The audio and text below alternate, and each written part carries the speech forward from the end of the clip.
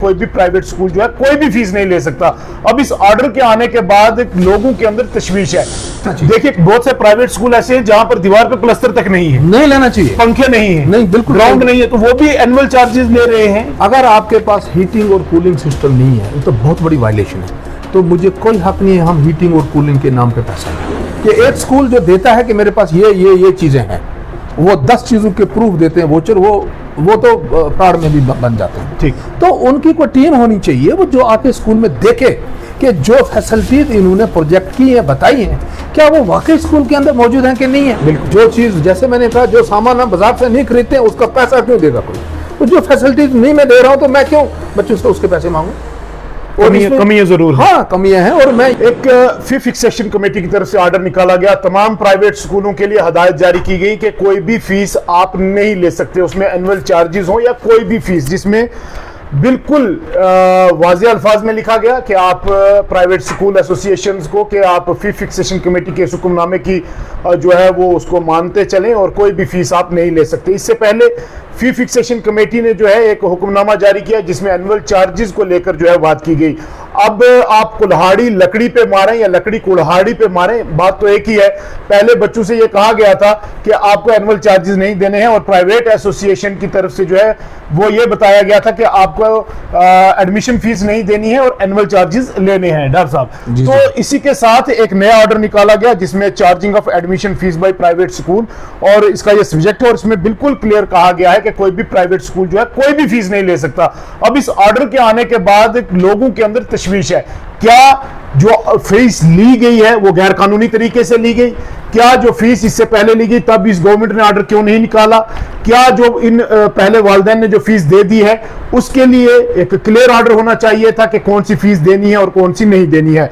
इस पूरे मामले पर इन पर बात करने के लिए जो है वो हमारे साथ ये जो सस्पेंस बना हुआ है इस पर बात करने के लिए हमारे साथ राउफ डार साहब हैं जो कि रिटायर्ड प्रिंसिपल भी हैं और प्राइवेट स्कूल एसोसिएशन के जिला सदर राजौरी भी हैं। डार साहब बहुत शुक्रिया। बता दीजिएगा, एक ऑर्डर निकलता है और लोगों के अंदर काफी तशवीश है कि जो पहले पैसे लिए गए वो किस हिसाब से लिए गए, वो जो पहले फीस ली गई, अब एक और ऑर्डर निकाला गया। मैं आपके सामने ये ऑर्डर भी रख रहा हूं, तो इसी ऑर्डर पे हम बात करेंगे। फी फिक्सेशन कमेटी ने ऑर्डर निकाला है, किस तरीके से देखते हैं आप?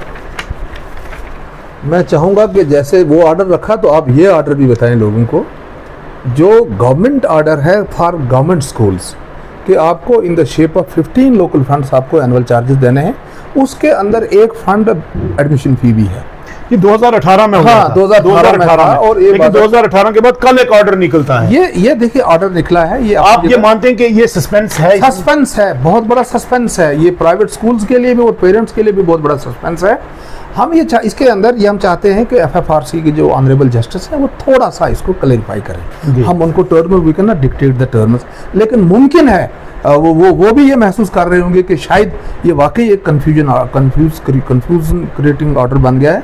उनको ये इसको क्लियर करना चाहिए कि एनुअल चार्जेस जो उनको अलाउ किया गया है FFRC की तरफ से कि किस स्कूल को keeping in view the facilities being provided by the school to the students they have fixed annual fee. देखिए, और उसके अलावा अगर कोई स्कूल लेता है जो उन्होंने मेंशन किया है तो वो उनको नहीं लेना चाहिए। मैं आपको एक बात कहूँ, एक स्कूल के पास 10 बाय 10 फुट का ग्राउंड ही नहीं है और वो 150 मैं इसी बात पे आ रहा हूं कि कुछ फैसिलिटीज तो नहीं है, नहीं लेना चाहिए। देखिए बहुत से प्राइवेट स्कूल ऐसे हैं जहां पर दीवार पे प्लास्टर तक नहीं है, नहीं लेना चाहिए, पंखे नहीं है, नहीं बिल्कुल ग्राउंड नहीं है, तो वो भी एनुअल चार्जेस ले रहे हैं। अगर आपके पास हीटिंग और कूलिंग सिस्टम नहीं है तो बहुत बड़ी वायलेशन है। तो मुझे कोई हक नहीं है हम हीटिंग और कूलिंग के नाम पे पैसा लें। ठीक, अगर स्कूल के अंदर कंप्यूटर का कोर्स बच्चों को नहीं करवाया जाए, कंप्यूटर आपके स्कूल में नहीं है, तो you have no right to charge computer fund from the students. बिल्कुल इसी तरीके से और भी बहुत सी चीजें हैं जो बच्चों के जो स्कूल के अंदर मौजूद नहीं है, तो हम बच्चों से वो फी लें तो वो गलत है। आप ये मानते हैं कि फी फिक्सेशन कमेटी की नेग्लिजेंस, उनको खुद ग्राउंड पे आना चाहिए? मैं नेग्लिजेंस नहीं कहूंगा, ग्राउंड पे नहीं आए ना वो, कभी कभी हाँ ग्राउंड पे उनको आना चाहिए। एक चीज है they should have a team कि एक स्कूल जो देता है कि मेरे पास ये चीजें हैं, वो 10 चीजों के प्रूफ देते हैं वोचर, वो तो प्राड़ में भी बन जाते हैं। ठीक, तो उनकी कोई टीम होनी चाहिए वो जो आके स्कूल में देखे कि जो फैसिलिटीज इन्होंने प्रोजेक्ट की है बताई हैं क्या वो वाकई स्कूल के अंदर मौजूद हैं कि नहीं है। बिल्कुल, तो वो लोगों से पैसे भी लिए जाए तो वो गलत बात है। जो स्कूल में नहीं है, सपोज आप दुकान पे जाते हैं सामान लेने, जो सामान आप नहीं लेंगे उसके पैसे आप देंगे क्यों, चाहे वो 1 रुपए की माचिस की डब्बी क्यों ना हो, सही बात। वो नमक 100 रुपए 10 रुपए का क्यों ना हो, नहीं। तो यहाँ पर भी जो स्कूल में जो चीज नहीं है, जो फैसिलिटी नहीं है, तो वो तो ना स्कूल वाले का राइट बनता है। वो कल रात से एक ऑर्डर निकला है और इस पर आपकी बात हुई होगी अपनी एसोसिएशन से, तो क्या समझते हैं इस ऑर्डर को लेकर लोगों के अंदर जो एक तशवीश पैदा हुई है? इस ऑर्डर को लेके मैं चाहूँगा कि जो हमारी फी फिक्सेशन कमेटी है वो इसको क्लैरिफाई करे और वो ये बताएं। आप समझते हैं कि क्लैरिफाई करने की जरूरत है? बिल्कुल, बहुत ज्यादा जरूरत है। अदरवाइज ये हंगामी सूरत बन रही है। कल तो प्राइवेट स्कूल में आके पेरेंट्स जो सर फोड़ेंगे स्कूल वालों के, ये बताओ जी आपने हमसे पैसे कैसे ले लिए, जबकि दूसरी तरफ एफएफआरसी ने अलाउ किया है कि आप कितने एनुअल चार्जेस ले सकते हो, आप कितनी ट्यूशन फीस ले सकते हो। ये उसके बगैर नहीं होता है। ये नहीं है, एक बाज़ाब्ता ऊपर एक कानून है, एक जस्टिस बैठा हुआ है, वो बाज़ाब्ता तौर पर बहुत सी चीज़ें देखने के बाद करते हैं। लेकिन इसमें मुझे लगता है या तो यह है कि ये जो एक्ट यहाँ पे मेंशन किया गया 2022 का है, तब से आज तक 23 साल हो गए, मुमकिन है इसमें अमेंडमेंट हुई होगी, तो वो कोई बात है, या उनको ये क्लियर करना चाहिए कि भाई एनुअल चार्जेस जो हैं जिससे स्कूल का पूरा खर्चा चलता है वो एनुअल चार्जेस लेने होते हैं। ये गवर्नमेंट स्कूलों में लिए जाते हैं। एक चीज बड़ी क्लियर लिखी है कि किसी भी नाम से कोई भी फीस आप नहीं ले सकते। देखिए, कई शिकायतें हैं कि बड़ी नए नाम डाले गए हैं। जैसे ये देखा गया है, यहाँ शिकायत भी हुई, हमारे एमएलए साहब के पास भी शिकायत हुई, उन्होंने प्राइवेट स्कूल एसोसिएशन की मीटिंग भी बुलाई कि भाई एक नई, हाँ जी, रजिस्ट्रेशन फीस आपको देनी है। किस चीज़ की? और भी बड़ी बड़ी चीज़ें बीच में, अब ये फीस दे दो, वो फीस, वो तो मैं कहूँगा एक जुल्म और एक ज्यादती है। हमें कानून की उल्लंघना नहीं करनी चाहिए। कानून का एक बाज़ाब्ता एक अपर हैंड होता भी होना भी चाहिए। हमें कानून से हट के नहीं चलना चाहिए। एक प्राइवेट स्कूल है जिसका मान लो 50, 60, 70 लाख रुपया उसकी इन्वेस्टमेंट है, उसके पास 200, 400 या 1000 बच्चा पढ़ रहा है, वो 1000 बच्चों का कैरियर बनाने के ऊपर लगा है, तो ना वहाँ बच्चों के कैरियर के साथ कोई मजाक होनी चाहिए, ना उस स्कूल मैनेजमेंट के साथ कोई मजाक होनी चाहिए। मानते हैं कि कुछ प्राइवेट स्कूल जो है वो सिर्फ एज ए बिजनेस इसको चला रहे हैं? देखिए, this is basically a non business entity. इसको जो गवर्नमेंट ने डिक्लेयर किया है, ये नॉन प्रॉफिटेबल इंस्टीट्यूशन है। अब लोग करते हैं तो इसमें मैं नहीं बता सकता हूँ। ये government is there to see the things. यहाँ पे बाज़ाब्ता ऑर्डर्स निकलते हैं, सीईओ को अथॉरिटी है, जेडीओ को अथॉरिटी है कि वो स्कूलों को चेक करें। इवन जैसा कि अभी आपने मुझे पूछा भी, मैंने बताया भी कि एफएफआरसी को भी आके देखना चाहिए कि किस स्कूल के अंदर कितनी लैंड है, या उसके अंदर कितना ग्राउंड की जगह है, या क्या है, क्या नहीं, देखनी चाहिए। उसी के हिसाब से बेसिकली जो मेरी नॉलेज में है, क्यों, बिकॉज बेशक मैं एजुकेशन के अंदर मैंने 30-35 साल काम किया एक रिस्पॉन्सिबल पोस्ट पे, और मैं प्राइवेट इंस्टीट्यूशन के साथ, प्राइवेट सेक्टर के साथ डायरेक्टली इनडायरेक्टली बहुत जुड़ा रहा हूँ। लेकिन ऐसे प्राइवेट स्कूल रन करने में मेरा 1 साल का एक्सपीरियंस है, तो उसमें मैं ये समझता हूँ कि भाई उनको देखना चाहिए कि भाई जो चीज़, जैसे मैंने कहा, जो सामान हम बाजार से नहीं खरीदते हैं उसका पैसा क्यों देगा कोई, तो जो फैसिलिटीज नहीं मैं दे रहा हूं तो मैं क्यों बच्चों से उसके पैसे मांगू? कमियां जरूर, हाँ, कमियां हैं। और मैं ये चाहता हूं कि भाई जो मेरी समझ में आई है कि एक जो एक स्कूल ने प्रोजेक्ट किया है कि मैं फलां फीस लूंगा, अगर उससे हट के वो लेता है तो वो मुजरिम, ठीक है। हाँ, और जो उसने कहा कि मैं ये फीस लेता हूँ, मैं बिल्डिंग वो ले रहा हूँ, मैं लाइब्रेरी डेवलपमेंट फंड ले रहा हूँ, मैं कंप्यूटर ले रहा हूँ, तो वो चीजें उनको प्रोवाइड करनी चाहिए। जी, तो आप ये समझते हैं कि इस ऑर्डर के आने के बाद कहीं ना कहीं लोग जो है प्राइवेट स्कूल एसोसिएशन के पास अप्रोच कर रहे होंगे, बीइंग ए रिस्पॉन्सिबल, नहीं, आप एक पोस्ट पे भी हैं, बीइंग ए प्रेसिडेंट, आप ये समझते हैं कि बच्चों के साथ भी नाइंसाफी होती है? और कई सारे स्कूल ऐसे हैं, मैं गांव देहात की बात करूंगा क्योंकि वो भी देश का मुस्तकबिल है, कौम के मेहमान हैं, तो आप ये समझते हैं कि वहां पर जो प्राइवेट स्कूल बनाए गए उनको अगर कंपेयर सिटी के स्कूल्स के साथ किया जाएगा, दिल्ली पंजाब को छोड़ दीजिए, आप जम्मू और श्रीनगर की बात करें, वो प्राइवेट स्कूल और हमारे गांव के प्राइवेट स्कूल?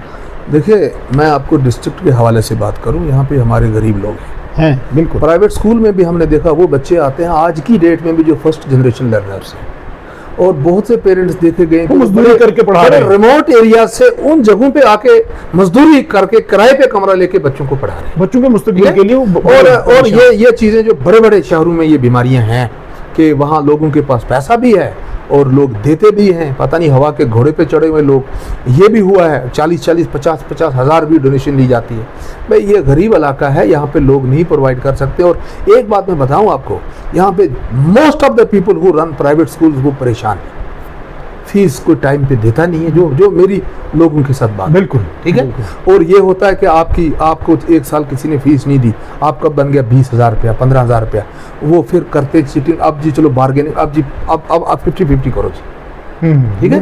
और भी बहुत सी बातें हैं। और फिर गाड़ियां हैं, मैं आपको बताऊं, जो ट्रांसपोर्ट है, in most of the schools 80% जो इनकम स्कूल की है वो गाड़ियां खाती हैं। उसकी मैं वजह बताऊं, मेट्रोपॉलिटन सिटीज में ये है, बच्चे को स्कूल तक लाना ये पेरेंट का काम है। ठीक, उसने कैसे लाना है, कंधे पे उठा के लाना है, गाड़ी में बैठा के लाना है, तो वो लाए। अब स्कूल एक फैसिलिटी प्रोवाइड करता है और ये पेरेंट को पता है कि मेरे स्टेशन से स्कूल तक अगर मैं अपने तौर पर बच्चे को भेजूं, मुझे महीने का 2000 रुपया खर्चा सही आएगा। बात है। स्कूल वाला 500 मांगता है, वो कहता है तूफान हो गया। देखिए अब ये एफएफआरसी की तरफ से एक सर्कुलर निकाला गया, एक ऑर्डर निकाला गया, तो इसमें फीस क्लियर लिखा है कि कोई भी फीस नहीं लेगा। आप क्या अपील करेंगे और क्या समझते हैं कि एफएफआरसी ने जो पहले रेट निकाले, जो क्या है जो स्कूल्स के नोटिस बोर्ड पे भी लगे होते हैं, उसमें और इसमें बड़ा फर्क नजर आ रहा है? हम देखिए, मैं एफएफआरसी को चैलेंज नहीं कर सकता, चैलेंज की बात नहीं, ना मैं फर्क लग रहा है, लेकिन एक बात लोगों है, के अंदर मुमकिन है कि कहीं ऑर्डर की लैंग्वेज इस किस्म की है कि वो कंफ्यूजिंग है। जब आप समझते हैं इसमें लिखना चाहिए था? देखिए, आप जाइए, आप अपने थन्ना मंडी के तमाम स्कूलों का वेबसाइट पे जाके देखिए, every school has been allowed to charge fixed amount जो एफएफआरसी ने अप्रूव किया। अब जब उधर अप्रूव किया तो इधर यहाँ पे ये नहीं हो सकता कि भाई आपको नहीं लेना है। मुमकिन है थोड़ा बीच में हो गया हो, नहीं भी क्लैरिफाई करना चाहिए, एफएफआरसी को क्लैरिफाई करना जरूरी है। बिल्कुल, जस्टिस हाली साहब से हमारी गुजारिश रहेगी कि लोगों की तरफ से अपील की जा रही है कि इस ऑर्डर को जो कल आपने निकाला है, इस पे जो है अब क्लैरिफाई करना बड़ा जरूरी है, बहुत जरूरी है। तो इसलिए रूपदार साहब हमारे साथ थे, प्राइवेट एसोसिएशन के सदर जिला राजौरी से, जिन्होंने तफसीली बात की है और सिर्फ आज यही मामला है कि लोगों के और प्राइवेट स्कूल्स के बीच में जो कंफ्यूजन पैदा हुआ इसको क्लियर किया जाए। बहुत बहुत शुक्रिया आप तमाम नाज़रीन का हमारे साथ जुड़ने के लिए।